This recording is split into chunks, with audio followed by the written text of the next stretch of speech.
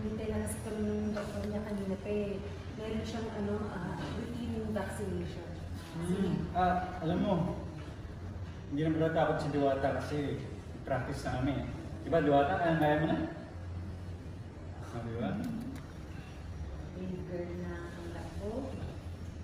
Brave girl na ang ako. Teka lang, ito eh. Bakit nga pala mag-isa ka? Nasaan yung papa ni Diwata? Voice over. Patawad, Chad.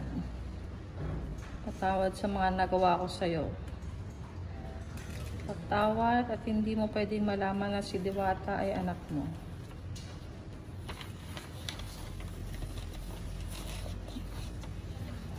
Apo. Nahihirapan kami nga.